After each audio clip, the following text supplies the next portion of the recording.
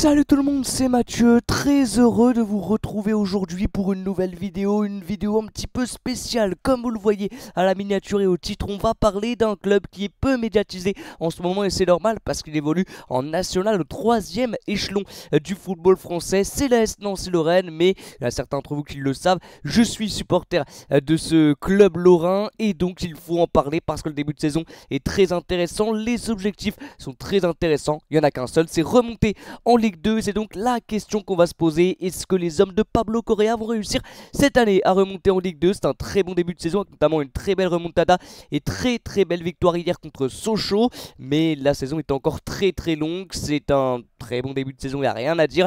Mais le chemin est encore très long et périlleux pour arriver jusqu'à notre objectif qui est la montée en Ligue 2. Mais va-t-on réellement réussir à le faire? Et dans cette vidéo, on va tenter d'y répondre. Voilà les amis, donc très heureux de vous retrouver aujourd'hui. Ce sera peut-être une vidéo assez longue parce qu'il y a beaucoup de choses à dire. J'ai beaucoup de choses à dire en tant que supporter de l'Est Nancy-Lorraine. Pour ceux qui ne le savent pas, vous le voyez peut-être derrière moi, hein, avec tous ces maillots, toutes ces écharpes aux couleurs rouge et blanche, aux couleurs de l'Est Nancy-Lorraine. Alors on va commencer par le contexte, tout simplement. Pourquoi cette vidéo? Parce que l'Est Nancy-Lorraine, même avant la saison, avait des gros objectifs. C'était de remonter en Ligue 2 et c'est normal, hein. Après 2 saisons en national, la 3e, c'est vraiment obligatoire maintenant de monter parce que s'il n'y a pas de montée l'année prochaine, ça va être très compliqué de survivre pour l'AS Nancy-Lorraine. Financièrement, bien évidemment, ça va être très dur. Donc il faut absolument monter. Ce début de saison, il est très bon pour les Nancéens. Vous le voyez, premier au classement. Alors Valenciennes joue tout à l'heure où je vous parle, donc ils vont peut-être nous dépasser. Mais on est leader pour le moment au classement devant une surprenante équipe de Boulogne qui était en National 2 l'année dernière et qui fait un très bon début de saison.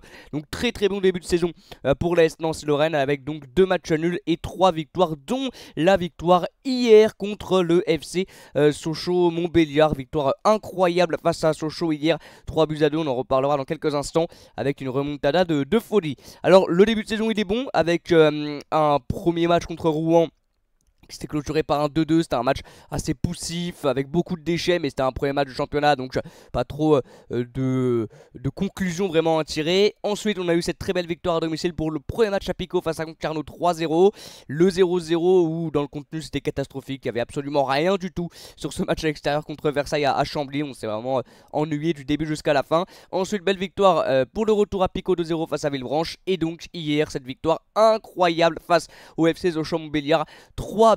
On va donc revenir un petit peu sur ce match là. Alors je fais pas cette vidéo parce qu'il y a eu la victoire hier. Elle a été prévue même avant ce match là. Même si on aurait perdu, j'aurais quand même fait cette vidéo parce que c'est une question qu'il faut se poser. C'est vraiment l'objectif ultime de lancer cette année. On se cache pas, on veut monter en Ligue 2 cette année. On veut jouer le très haut du classement. On a gagné hier, donc bien évidemment la question est encore plus d'actualité. Grosse victoire donc face à Sochaux, première victoire à l'extérieur de la saison. On faisait un très bon début de saison à domicile, mais à l'extérieur c'était un petit peu compliqué avec 2 matchs nuls.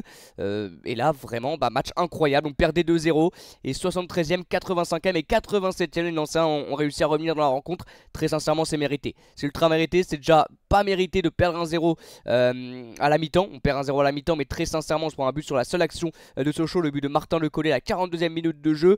Maintenant offensivement c'était un petit peu de déchet, on n'arrivait vraiment pas à se créer d'énormes occasions, mais on arrivait quand même à aller dans la moitié de terrain sochalienne et on maîtrisait globalement plus de ballons que les Sochaliens. Mais à la mi-temps ça fait bien 1-0 pour Sochaux et derrière on a eu voilà, un match un peu sans rythme jusqu'au deuxième but Sochalien à la 65e minute de jeu.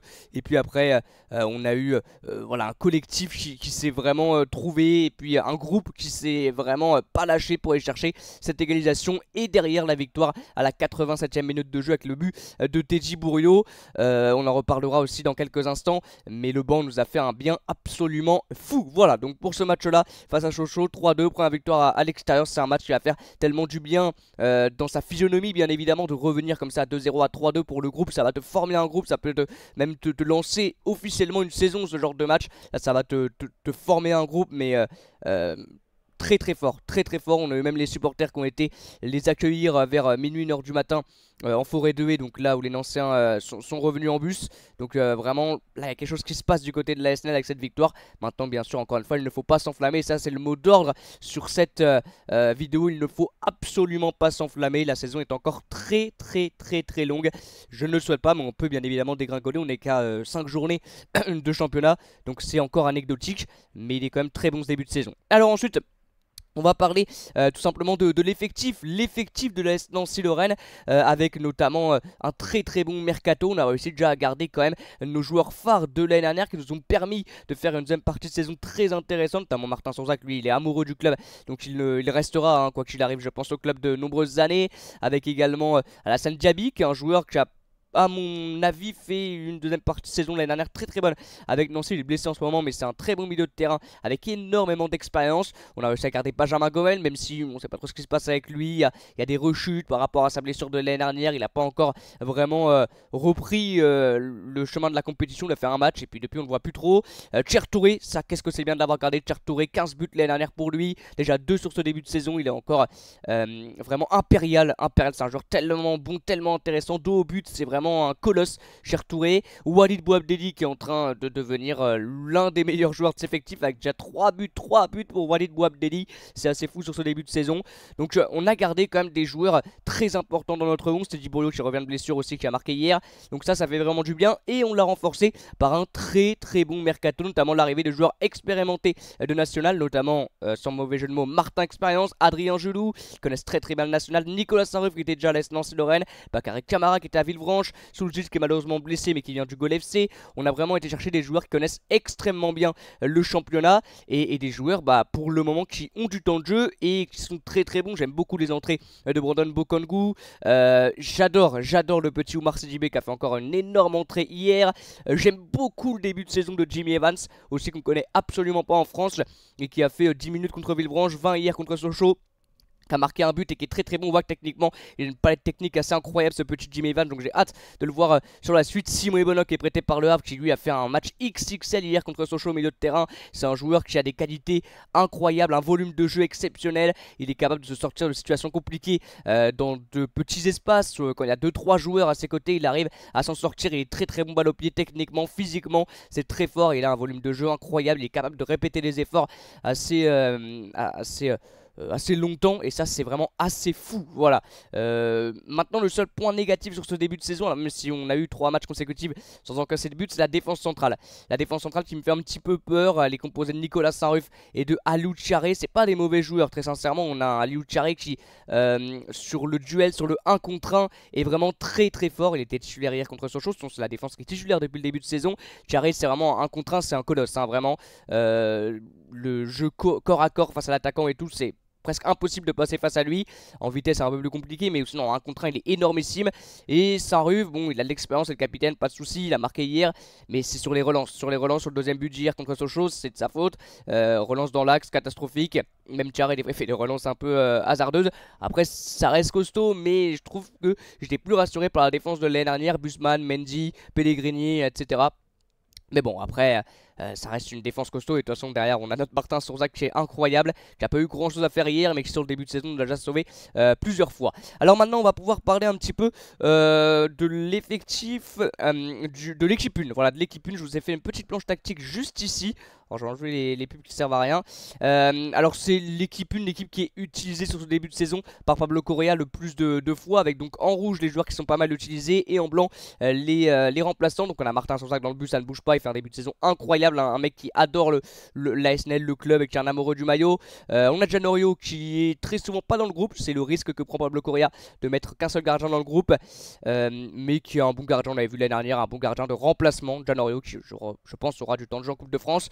Martin Expérience, l'ancien de Cholet, qui fait un bon début de saison, qui est un joueur polyvalent, qui peut jouer aussi au milieu de terrain, qui est plutôt bon avec sa doublure Guilhem Taillot qui avait joué contre Villefranche. Adrien Gelou, alors lui c'est surtout une qualité de centre qui est assez intéressante pour lui. Défensivement il est assez bon. C'est un joueur de l'ombre, on n'entend pas trop parler de lui, mais c'est un joueur qui mouille le maillot. De toute façon là c'est vraiment le cas pour tout le monde, hein. Et hier contre Sochaux on a vu des gars qui mouillaient le maillot, des guerriers, vraiment c'est ce qu'on veut. Et Adrien Gelou en fait bien évidemment partie. La défense centrale on en a parlé, Saint-Ruf, Tcharé. On a Maxence Carlier qui joue plus au milieu de terrain mais qui est un défenseur central de métier, et Pellegrini qui revient de blessure et qui va je pense rentrer en rotation en défense centrale. Donc Carlier il joue beaucoup au milieu de terrain. Carlier j'ai du mal quand même, hein. Hier il a fait quand même un match très en dessous de ce qu'il est capable de faire. Maxence Carlier au milieu de terrain, c'est pas son poste, mais il joue là depuis le début de la saison. Il a même joué là en fin de saison dernière. Hier, ça a été quand même très compliqué pour lui. Il a failli nous coûter un but, il a failli nous coûter le 3-0, c'est le tournant du match. Donc bon, à voir. Camara, alors qu'il n'était pas titulaire hier, mais c'est lui qui est titulaire depuis le début de saison, côté de Diaby, Carlier, voilà. Alors Diaby, Camara n'était pas là hier parce que Diaby est blessé. J'espère qu'il va revenir parce que c'est un joueur important au milieu de terrain, vraiment. Son expérience, son aura aide vraiment les autres au milieu de terrain. Et Camara, alors il revenait je crois, de sélection. Donc il a joué que 4 minutes hier. Mais c'est un joueur qui était beaucoup utilisé. Et là, en ce moment, sur les derniers matchs, c'est Simon Ebonok qui est énormissime. J'adore Simon Ebonok. Ça fait 2 matchs que je le vois. Et je le trouve juste énormissime. Il a beaucoup de qualité. Vraiment. Il est très complémentaire. Et puis TJ Bourrio qui marque hier. Qui revient petit à petit de sa grosse blessure des croisés. Et si on arrive vraiment à amener de la concurrence entre Diaby, Bourrio, Ebonok, Camara, ça peut vraiment être intéressant au milieu de terrain. Là on a vraiment beaucoup de joueurs de qualité et avec des profils assez différents. En 10, alors Adrien Daba, j'ai un petit peu du mal avec ce joueur, il a déjà marqué un but, il se bat bien sur le terrain et tout. Offensivement je trouve que c'est celui qui est le plus en dessous, celui qu'on voit le moins. Après il est pas mauvais bien évidemment. Et puis Benjamin Gomel, alors je sais pas trop ce qui se passe avec lui, mais quand il reviendra c'est sûr qu'il va arriver dans la rotation et qui pourra vraiment apporter un plus à cette formation d'Anseyel. Touré, Thierry Touré qui est muet depuis 2 matchs, mais bon, il nous fait toujours du bien, il marque pas, mais dos au but. Encore hier, il a fait un match très bon, dos au jeu, pour garder le ballon comme ça, dos au but adverse. C'est tellement fort, tellement costaud Touré. J'espère qu'il va rester au moins jusqu'au mercato hivernal, même si on le veut jusqu'à la fin de la saison, bien sûr. Parce qu'il est tellement important. Walid Bouabdelli qui fait un début de saison XXL. Walid Bouabdelli vraiment très fort. Je crois que j'ai ici son nombre de buts à Walid Bouabdelli. C'est 3 je crois hein, pour Walid Bouabdelli. 3 buts ici. Très bon. Il est en nette progression par rapport à l'année dernière. Il joue, il est titulaire. C'était pas trop le cas l'année dernière. Là il l'est à chaque match, Walid Bouabdelli, et c'est mérité. On a Cissé qui vient de Niort, qui fait que des entrées en jeu. Il n'a pas encore été titulaire, on n'a pas encore trop vu les qualités de Cissé, mais c'est un joueur qui était titulaire l'année dernière avec Niort, qui a fait une grosse saison, donc j'ai pas de doute avec lui. Grosse doublure. CJB à droite, j'avais pas trouvé énorme sur ces 2-3 premiers matchs où il était en tant que titulaire, mais là sur les 2 derniers où il est rentré en jeu, il apporte tellement, percutant, très costaud, puissant, rapide sur son côté droit. Il a fait une bonne entrée hier. Bokangu, c'est un joueur que j'aime bien, mais celui-là il est un petit peu en dessous, j'aime beaucoup. Donc on a vraiment le secteur offensif, il est tellement bon. Jocelyn Groma, alors lui il est très polyvalent, il peut jouer à droite, à gauche, en 10, il peut jouer partout. Touré, cher Touré donc en pointe, et Jimmy Evans, alors j'ai mis en double de Touré, mais il rentre surtout à gauche depuis le début de saison, Jimmy Evans. Et j'aime beaucoup aussi ce profil de joueur. Alors on a un bon effectif et on a surtout un banc exceptionnel. Depuis le début de saison, c'est ce qui a été le plus décisif, c'est le banc. Encore le cas hier contre Sochaux, où tout simplement les joueurs impulsifs sont sortis du banc avec le but de Jimmy Evans, le but de TJ Bourrio et CJB qui a fait je crois une passe décisive pour le deuxième but de Evans. Et même depuis le début de saison, tous les changements que fait Pablo Correa sont derrière décisifs. On a un banc, on a des doublures incroyables, des joueurs qui peuvent être titulaires sans aucun problème dans le 11. Et c'est bien d'avoir un groupe comme ça se tire vers le haut, d'avoir bien évidemment une concurrence entre tous les joueurs. Et c'est une concurrence saine en tout cas, je l'espère. On a vraiment tous les postes qui sont doublés, à part peut-être Julou à droite. Je sais pas qui pourrait vraiment jouer à droite, peut-être Tayo, mais c'est plutôt en latéral gauche.